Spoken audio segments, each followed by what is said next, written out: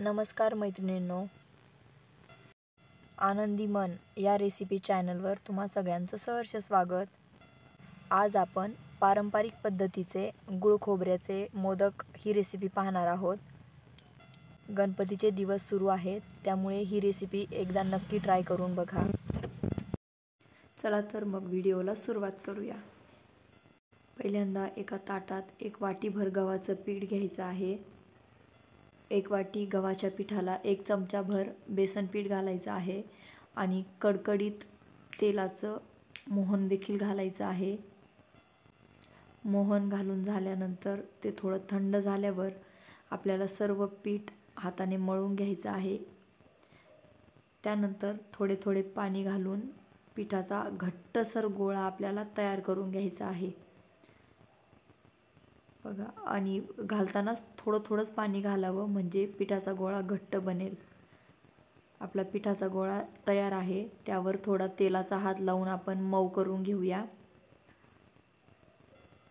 गोळा मऊ करून घेतल्यानंतर एक 10 मिनिटे तो भिजण्यासाठी ठेवणार आहोत। त्यावर झाकण ठेवावे। त्यानंतर सुरीच्या सहाय्याने आपल्याला गूळ बारीक चिरून घ्यायचा आहे, जेणेकरून गुळाचे तुकडे पडणार नाहीत आणि एकदम मऊ गूळ चिरला जाईल। आपल्याला पाहिजे तेवढा गूळ घ्यायचा आहे। आणि बघा, इथे मी खोबरं आधीच किसून ठेवलं होतं। आपल्या गरजेनुसार इथं खोबरं वापरायचं आहे। त्याचप्रमाणे थोडीशी वेलची पूड देखील मी इथे घालणार आहे। इथे सारणाला तुम्ही खसखस देखील घालू शकता आणि सर्व जिन्नस हाताने एकजीव करून घ्यायचे आहेत। आपलं मोदकांचं सारण तयार आहे। आता आपण मोदक बनवायला घेऊयात। 10 मिनिटांनंतर आपण पिठाचा एक छोटा गोळा घेणार आहोत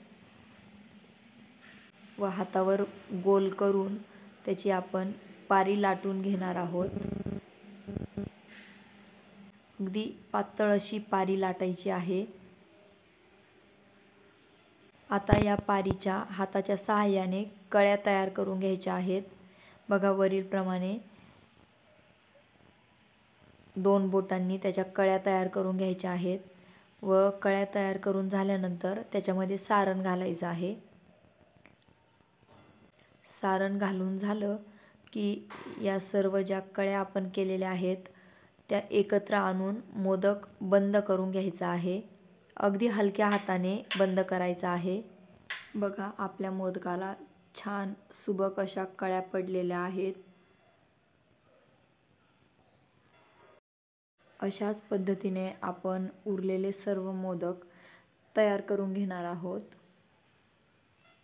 आता आपले मोदक तयार करून झालेले आहेत आणि ते आपल्याला आता वाफवून घ्यायचे आहेत।